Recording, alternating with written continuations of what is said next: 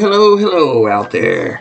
Today, Mucho Gringo bringing you building a set of headers for a V8 Vega wagon drag car for a friend of mine. And I'm going to go through the process of building the tubes and all the reconfiguration of the wiring and the fuel system and everything from start to finish.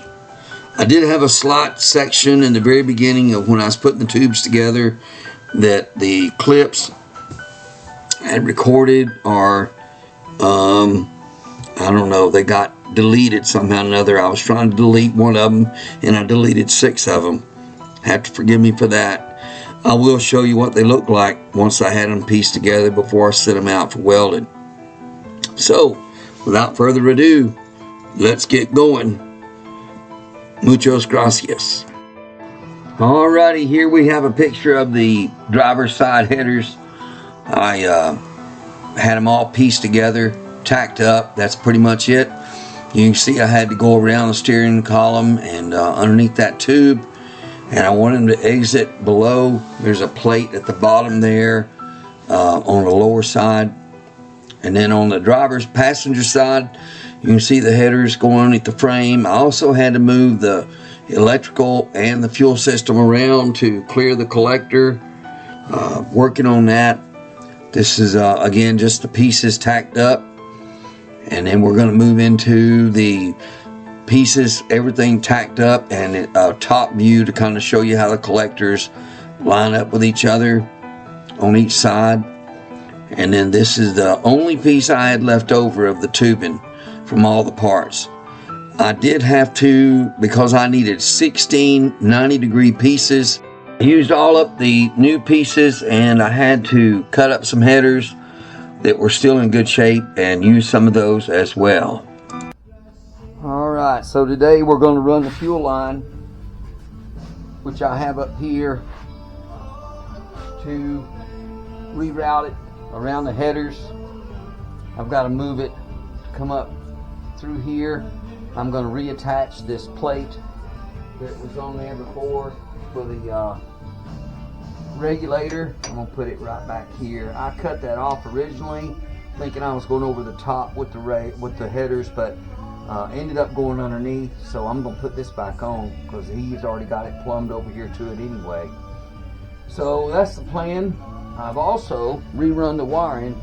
The harness here was kind of hanging this way and going over here, and it was right in the pathway of the headers and the negative cable. This is all negative, so it's not like I'm exposing a hot lead. I dropped it down here on the frame rail. The collector runs right across the top here. All this was down here hanging, so I moved all it back up here and insulated it, protect it. It'll be away from the header. The header's collectors are up here, so we should be good there. And reran all these guys and redid the wiring, tidied it up, put a cover over this to kind of protect it, although it shouldn't be hot on that side of the bar to the headers. So that's what we're working on. Alright, so the fuel line was already run on the outside of the frame rail. I crawled under it to take a look and see how it was routed, and it was already hung and routed pretty good. I just followed it up the outside of the frame rail and looped it back up and started moving it up towards the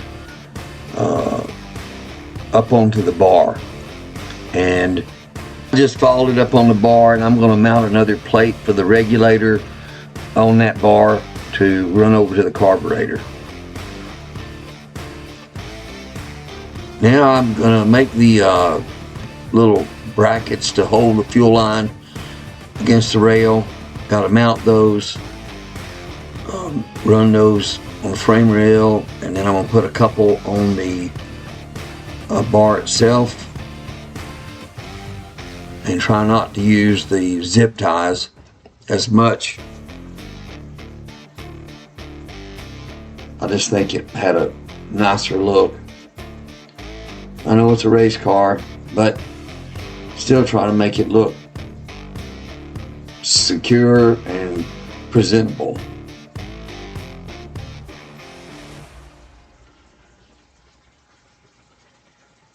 And you see how the wiring is all tucked up higher up, away from the collector, those two relays, and the solenoid as well.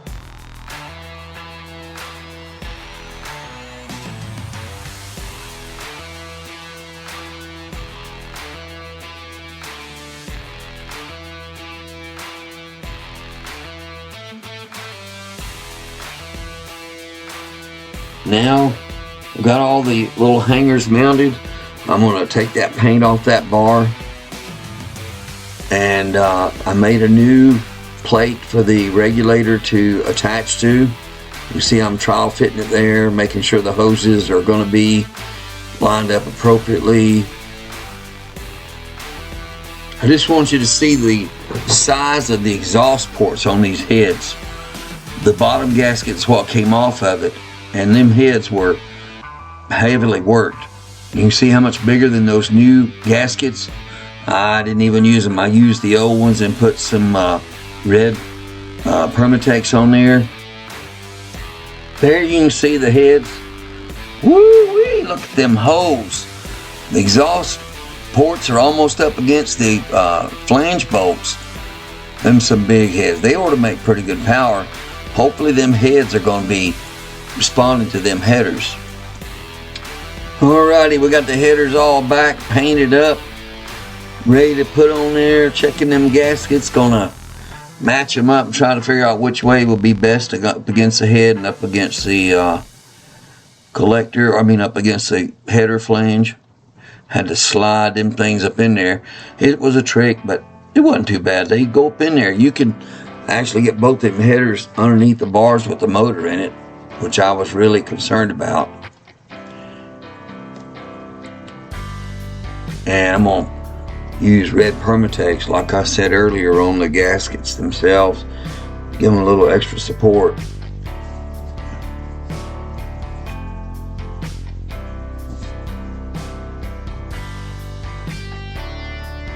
Had to get the bolts. What I'll do is put a couple of bolts in there to hold the headers up on the outside, and then drop the gasket down in there. Look at them headers. Boy, them things looks pretty tough in there. I thought they looked real good. Right now I'm putting the Permatex on the gaskets. And there's the other side. Same deal. 2 bolts on it on the outsides.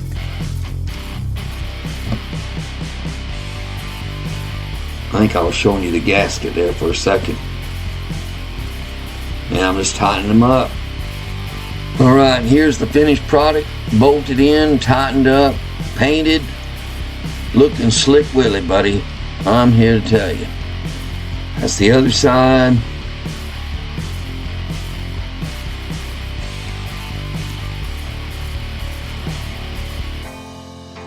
Now I'm putting the tires back on it.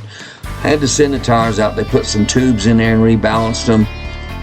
Wanted to, because the tires, them centerline wheels are notorious for not holding air very well, and the tires wouldn't stay pumped up but a day.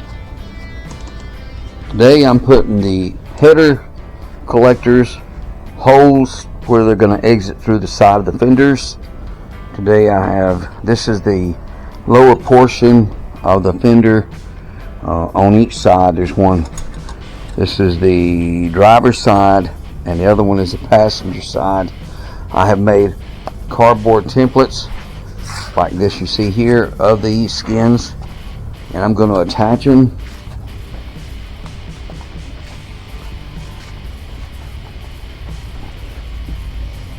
to the car. This is one here,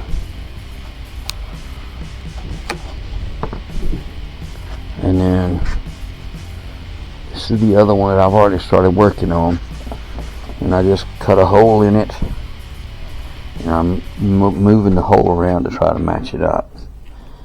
So here we go.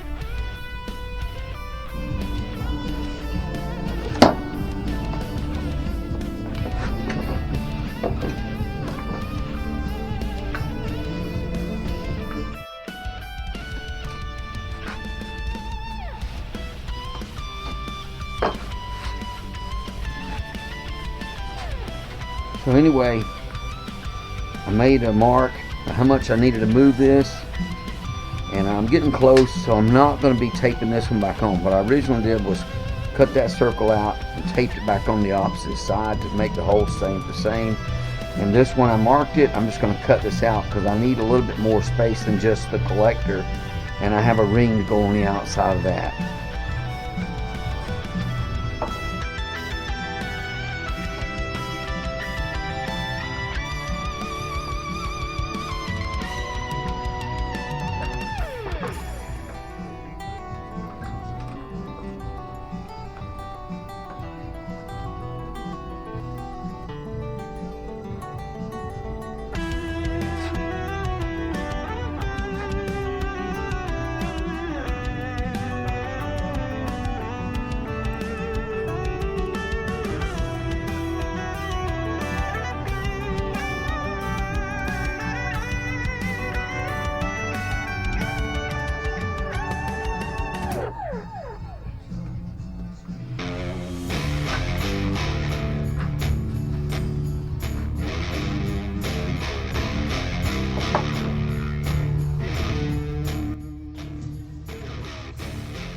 I want to inject something right here. See me with a cardboard and that rubber mallet? What I did to start the first part of the hole was to line it up, eyeball it as close as I could, and then I used the rubber mallet to make the impression on the cardboard itself. This was just the initial hole. It never came in exactly right. See that? And that made a nice little mark.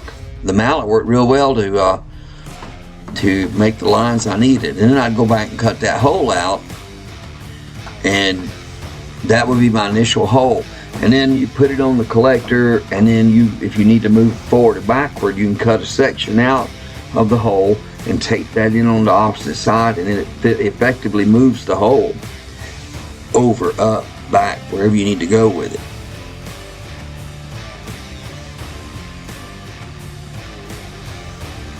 And see, there's the hole, but I guarantee, I don't remember, but I guarantee you that hole needed to be moved. It never came in exactly right whenever I did it.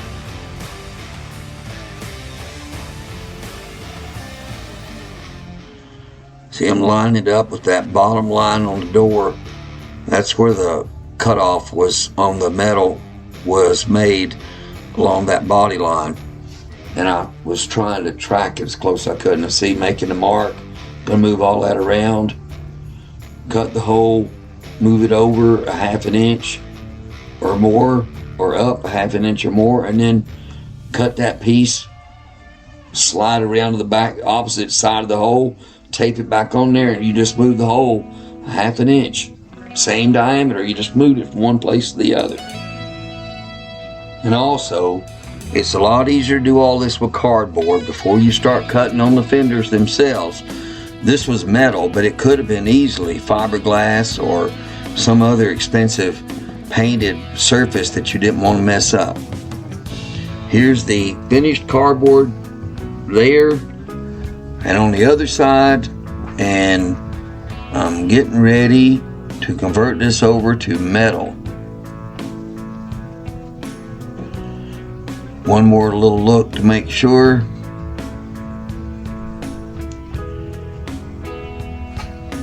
I believe that is going to be it.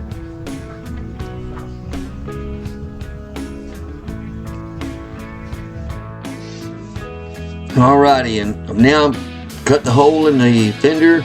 You see all that tape around that hole? That was to protect me from scratching it up with the cutoff wheel, because that's what I used. Made the initial hole on the outside, and then went back on the, I laid the template over the metal, drew the hole, taped it off, cut the hole, drew it again, and then from the rest of them, I was going to cut it from the back side. Once you figure out where you're at, and the hole still, even after doing it with cardboard, converting it over to the metal, it still didn't line up. I had to expand the holes and up or down or still more, even though I had the cardboard template made to begin with. But anyway, I marked it on the back side and then expanded the hole from the back side, so I was protecting the paint from not getting scratched. And you know, now you're in the metal, so using the ring, I had rings for both sides to put on there. It helps to, as a fail-safe, to kind of protect it from getting you know, too big a gap between the fender and the exhaust and the collector. Still working on this panel, trying to get it to line up right. You know, you get a little hesitant to keep cutting on a fender like that. You see these fenders that some of these people are cutting, and some of them look really good, and I just didn't want this to look bad. The problem is that the contour, the curvature of that fender was really messing up the way the cardboard was lining up with the body style. So now I'm just trying to get it all bolted in there. I think it's finished up. Alrighty, I got that one bolted in there, finishing it up, got them all together, both sides done, and ready to make some noise. Alrighty, them headers sounded good, real good. So I'm just letting it run a little while. Heat cycles and try to get the paint cured a little bit before it got real hot. Something like that. The temperature's only about 500 degrees or so, and it's a good place to cure the paint with. Them headers, man,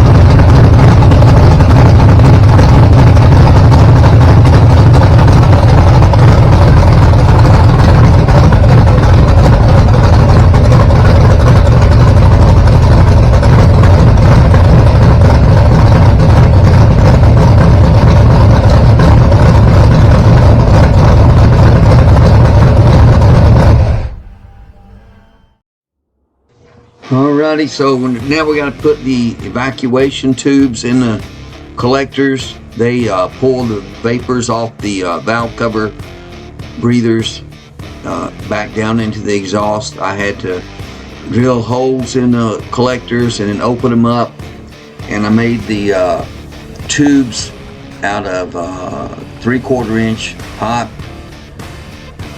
Drill the holes out, you put them in at an angle, make like a whistle cut off in there, and it creates a vacuum that pulls the gases off the valve covers. Had to do it on both sides.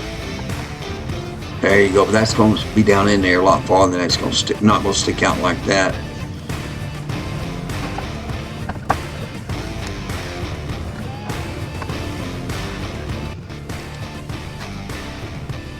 Alrighty, so here's the finished product. Headers, put the exhaust bungs in, run evacuation tubes, headers are painted. I put them through one heat cycle just to kind of bake the paint on.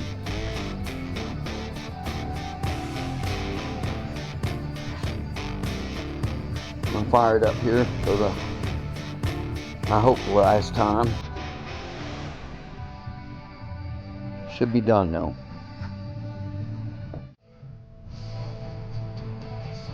Alrighty, it's finished up. Let's just look for a second. I already closed it up. There's the header on this side. And the header on this side. And that's pretty much it. Let's give us a little visual.